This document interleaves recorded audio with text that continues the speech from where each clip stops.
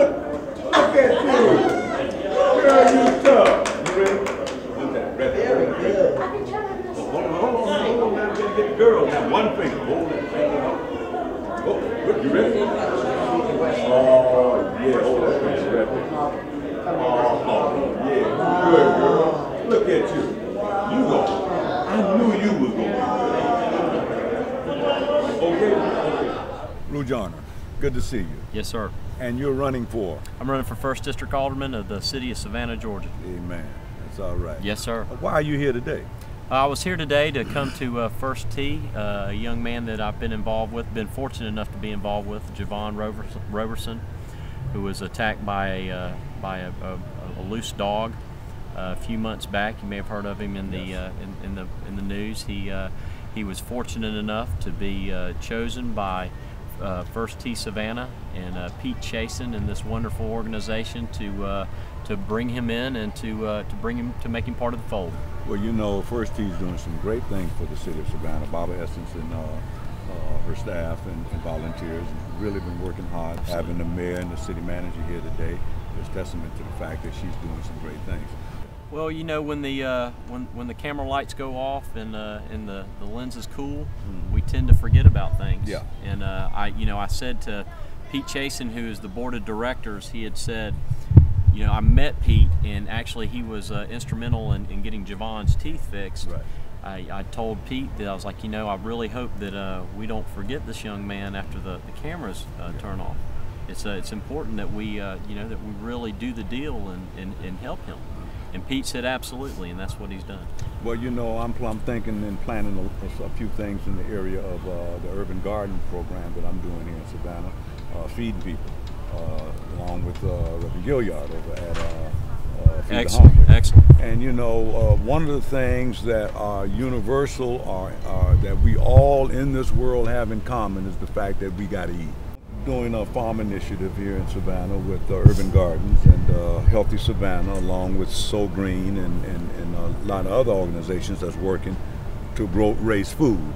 You're working with Carl Gilliard over at, he's doing a great job with Feeding the Hungry over there.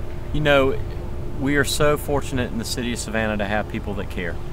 Reverend Carl Gilliard has no city funding. There's no government funding that's coming to him at the present. He gets all of the food that he gets through hard work and going out and reaching out to people.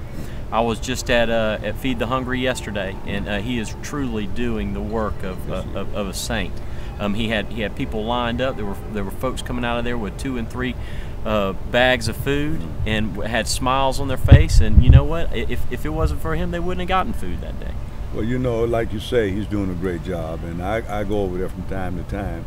We're talking about putting a garden in behind his establishment over there. Now, somebody gave him a house and told him if he cleared the house, he can have the land. So we're going to put a garden up out there. That's absolutely fantastic. You know, I was listening to a service before he actually served the people, and he said, you know what, we're going to find 300 turkeys. We want 300 turkeys. And it hit me, and I went to dinner last night, and I won't mention any names, but I ran into a friend, and he said to me, he was like, you know, how is your campaign going? And I said, it's great. And he was like, what can I do for you? I said, I need 300 turkeys. He said, when you need them and where you need them. So we're going to get him those 300 turkeys.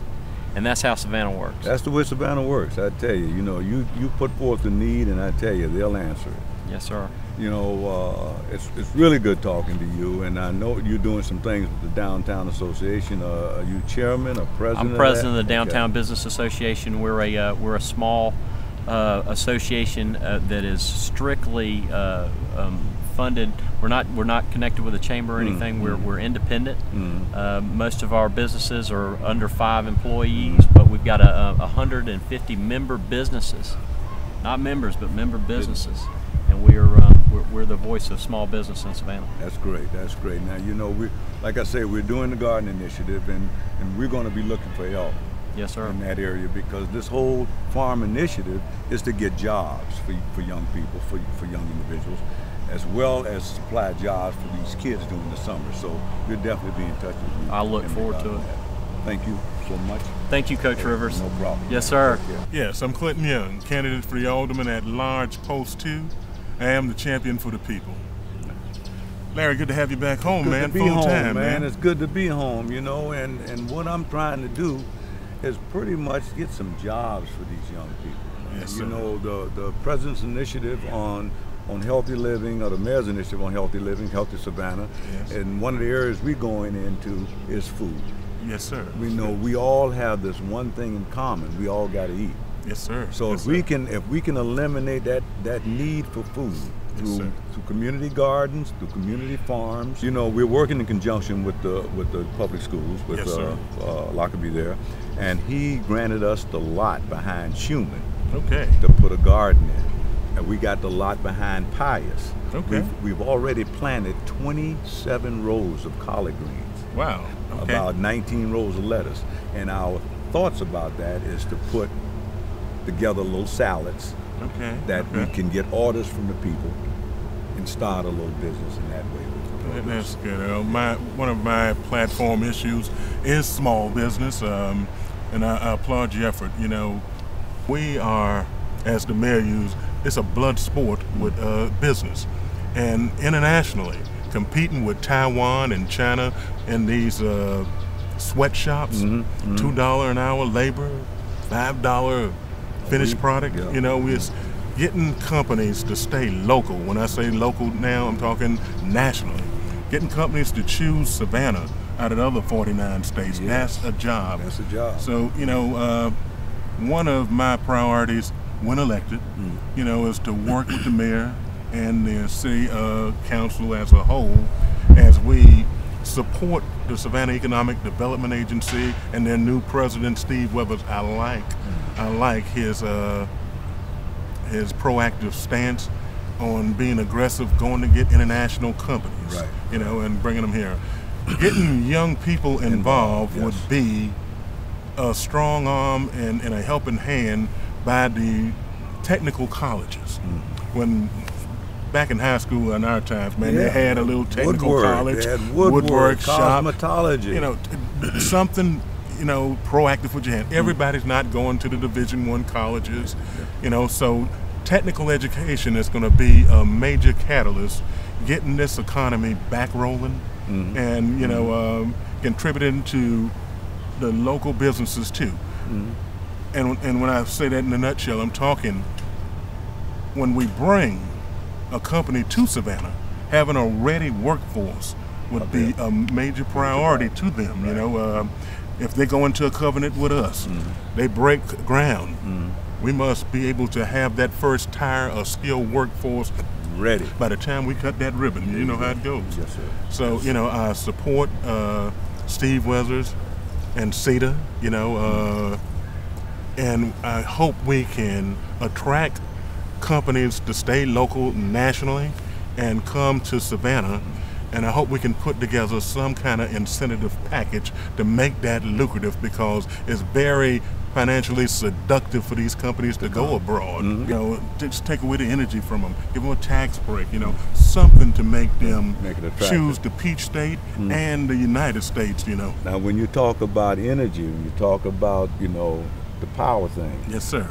and I'm getting back to the gardening now, Okay. because, you know, if we can eliminate the need to import food or import produce into Savannah, we know gas is going to go up. Yes, it is. And with gas going up, the price of food is going to go up. Yes, sir. So Yes, if sir. we can eliminate that food thing, Yes, sir. because that's a necessity, we got to eat. We gotta eat. If we can eliminate that need for food, or need to import food, then we're going to really be ahead of the game.